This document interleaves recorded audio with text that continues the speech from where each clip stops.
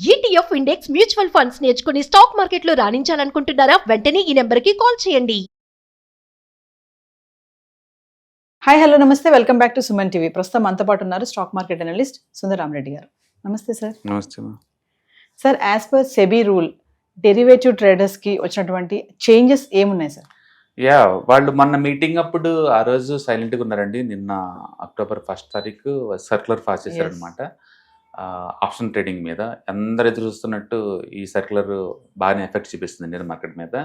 And ఒక రోజు ఒక డేట్లు ఇచ్చారనమాట వాళ్ళు, ఆ డేట్ నుంచి ఎఫెక్ట్ అని చెప్పేసి అనమాట. అంటే ఫస్ట్ వన్ అప్రెంట్ కలెక్షన్స్ ప్రీమియం అంట. ప్రీమియం మీరు ఏదైనా ఆప్షన్ బై చేశారనుకోండి, ఇప్పటి వరకు వాళ్ళు రిటైల్ ఇన్వెస్టర్ దగ్గర నుంచి మనీ కలెక్ట్ చేస్తారనమాట మొత్తం.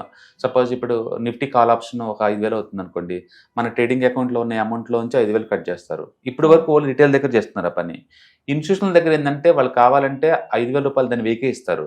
మిగతా 4,000 రూపాయలకి వాళ్ళు ఏంటంటే స్టాప్ లాస్ 1,000 రూపాయల దగ్గర పెట్టేసేసి వాళ్ళు స్టాప్ లాస్ దగ్గర అయ్యేలాగుంటే ట్రేడ్ క్లోజ్ చేస్తారు. లేదు అంటే ట్రేడ్ క్లోజ్ అయిపోయిన తర్వాత వాళ్ళకి అమౌంట్తో తీసుకుంటారు. అంటే వాళ్ళకి ఇంటర్డే ఈక్విటీలో ఇచ్చినట్టు లివరేజ్ ఇస్తున్నారు ఇప్పటి వరకు. ఇప్పటి నుంచి ఎక్కువ కుదరవు. ఎవరైనా సరే, ఇన్స్టిట్యూషన్ అయినా సరే, రిటైల్ అయినా సరే, మొత్తం ఎంత ప్రీమియం ఉంటే అంత పే చేయాల్సిందే. అంటే ఇక్కడ నుంచి ఇన్స్టిట్యూషనల్కి ఇంత ముందులాగా ఆప్షన్ బయింగ్ కుదరదు, దాని మీనింగ్ అదనమాట. అందుకని ఆప్షన్ ప్రీమియం ఎంత ఉంటే అంత కట్టాలి. అయితే ఇది ఎప్పటి నుంచి అంటే February 1 నుంచి ఎఫెక్ట్, నెక్స్ట్ ఇయర్ February 1 నుంచి ఎఫెక్ట్ అనమాట ఇది. ఓకే, అందుకని బల్క్లో ఇన్స్టిట్యూషనల్స్ ఇప్పటిదాకా ఆప్షన్స్ కొనడానికి వాళ్ళు 1/4 కూడా కట్టేవాళ్ళు కాదు, ఇటు అయితే మొత్తం కట్టాలి. సో అందుకని ఇందుకు ముందు మార్కెట్ స్లో అయ్యే ఛాన్స్ ఎక్కువ ఉంది. రెండోది క్యాలెండర్ స్ప్రెడ్కి ఇంత ముందులాగా ఇప్పుడు బెనిఫిట్ ఏం లేదు, మొత్తం డబ్బులు కట్టి చేసుకోవాలన్నమాట. ఇది effective from February 1 next year నుంచి ఇది కూడా. అందుకని ఎక్స్పైరీ ట్రేడింగ్ అంతా చాలా వరకు తగ్గిపోద్ది. ఇప్పుడు దాకా ఏంటంటే ఆప్షన్స్ మార్కెట్ సైడ్ వేలో ఉంటుంది అనుకుంటే ఈ మంత్ అమ్మేసి ఆప్షన్ నెక్స్ట్ మంత్ కొనేవాళ్ళు, దానికి వీళ్ళకి లివరేజ్ బాగా దొరికేది. ఇప్పుడు దాకా ఉన్న లెవరేజ్ని ఎత్తేస్తున్నారు కంప్లీట్గా. ఓకే, అందుకని ఇప్పటి నుంచి కాస్ట్లీ అవుతాయి అనమాట. ఇంతకుముందు అవి 16,000 రూపాయలు అవుతాయి నిఫ్టీకి క్యాలెండర్ స్పెండ్ చేస్తే. నెక్స్ట్ నుంచి ఏమవుతుందంటే February 1 నుంచి అది 60,000 దాకా అవుతుంది, ఎలాంటి లివరేజ్ ఉండదు అన్నమాట. అంటే థర్డ్ వన్, ఇంటర్డే పొజిషన్స్ మొత్తం మానిటర్ చేస్తూ ఉంటారు. ఇంకా ఇంటర్డే పొజిషన్స్ అప్పుడు అందరు కరెక్ట్గా మనీ కడుతున్నారు లేదా రోజుకి 4-5 సార్లు సిస్టంలో స్క్రీన్ షాట్కి వెళ్ళిపోతూ ఉంటాయి అనమాట వాళ్ళకి, ప్రతి క్లయింట్ దగ్గర నుంచి. అందుకని బ్రోకరేజ్లు ఇప్పుడు దాకా ఇన్స్టిట్యూషనల్కి ఇచ్చే లివరేజ్లు మొత్తం కట్ అయిపోతాయి ఆటోమేటిక్గా. ఇది effective from next year April 1 నుంచి. ఓకే, ఇంటర్డే పొజిషన్ మానిటర్ చేయడం అనేది ఆప్షన్ మార్కెట్లో. తర్వాత డెరివేటివ్ కాంట్రాక్ట్ సైజు మారుస్తున్నారు.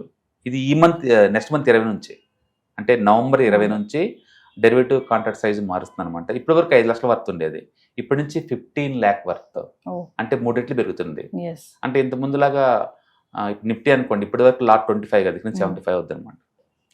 ఓకే, అందుకని అందరికి అఫోర్డబిలిటీ ఉండదు. ఇంకా ఇంతకుముందు షార్ట్ కొట్టాలంటే 60,000 పే చేసేవాళ్ళం, ఇప్పటి నుంచి ఇక 3 రెట్లు పెంచుతారు.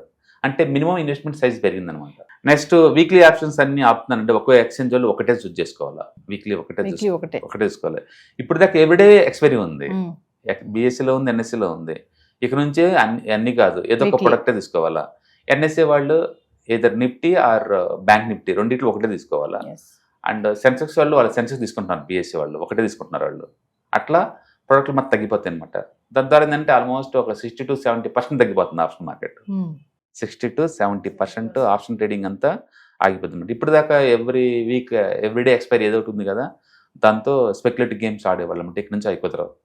ఇది మేజర్ ఎఫెక్ట్ చూపించింది బ్రోకర్స్ మీద. అంటే తర్వాత రిస్క్ కవరేజ్ ఏ రోజుకి ఆ రోజు ఆప్షన్ ఎక్స్పైరీ రోజు బాగా మానిటర్ చేస్తూ ఉంటారు.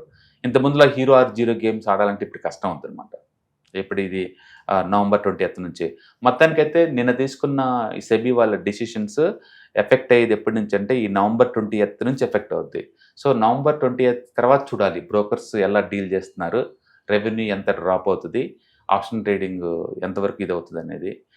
బట్ ఇన్ని కంట్రోల్లో పెట్టినా సరే రిటైలర్స్ని కంట్రోల్ పెడతానికి వెళ్ళి ఏం చెప్పల్లా.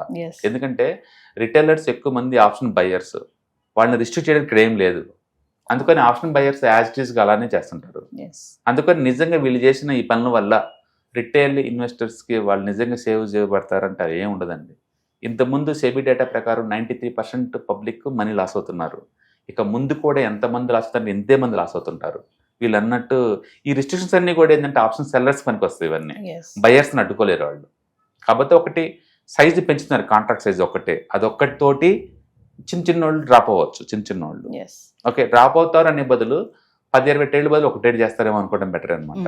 ఏదైనా సరే మన లాటరీ టికెట్ లాంటి హ్యాబిట్ ఇది కూడా, ఆప్షన్ ట్రేడింగ్ కూడా. అందరికీ హెడ్జింగ్ కోసం చేసే వాళ్ళకైతే ఇది మ్యాండేటరీ, కానీ అంటే స్పెక్యులేషన్ కోసం చేసే వాళ్ళకైతే ఇది లాటరీ టికెట్ కొనడం లాంటిదేనండి. అందుకని నెక్స్ట్ ఇయర్ కల్లా చూడాలి సెబీ డేటా ఏమైనా చేంజ్ అయిందా లేదనేది. మొత్తానికైతే మాత్రం ఆప్షన్ మార్కెట్లో ఈ ట్రేడింగ్కి అయితే స్పీడ్కి బ్రేకులు పడ్డాయి. అండ్ 50 to 60% ట్రేడింగ్ వాల్యూమ్ తగ్గబోతుంది. అండ్ బ్రోకర్ ఇన్కమ్ బాగా తగ్గబోతుంది. And size minimum index size అయితే మాత్రం 3x సైజ్కి వెళ్ళిపోతున్నాయి. ఇప్పుడున్న సైజ్తో పోల్చుకుంటే 3x ఉన్నాయి. బట్ ఆప్షన్ బయ్యర్కి ఎలాంటి మార్పులు చేర్పులు లేవు.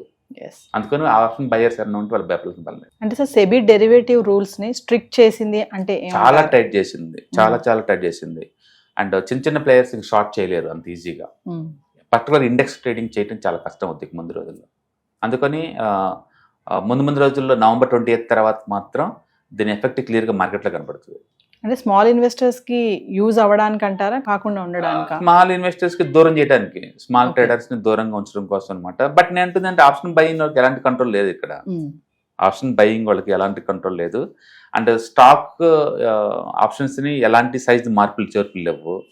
ఓకే, అందుకని బయ్యర్స్కి కొత్తగా వచ్చిన ఎఫెక్ట్ ఏం లేదు ఇక్కడ. బయ్యర్స్కి, ఆప్షన్ బయ్యర్స్కి, ఆప్షన్ సెల్లర్స్కి, చిన్న ట్రేడర్స్కి అవును ఎఫెక్ట్ అయ్యారు అంతే.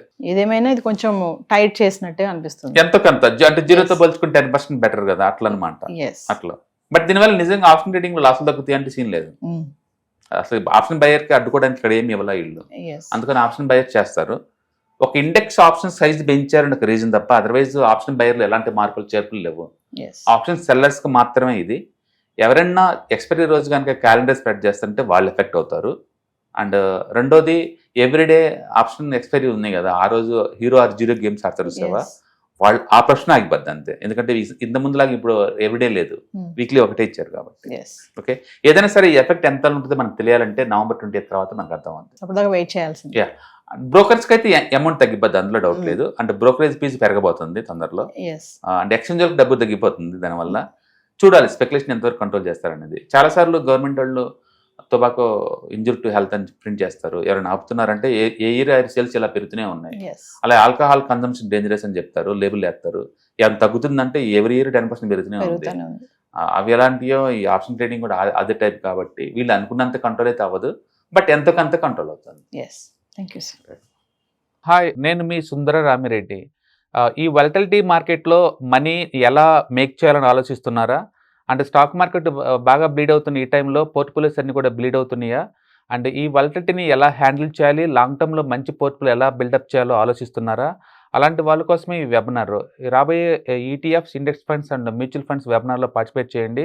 మీ నాలెడ్జ్ పెంచుకొని రిస్క్ని మినిమైజ్ చేసుకోండి. స్టాక్ మార్కెట్లో ఉన్న ఇలాంటి వాలటిలిటీని ఎలా హ్యాండిల్ చేయాలో తెలుసుకోండి. Thank you.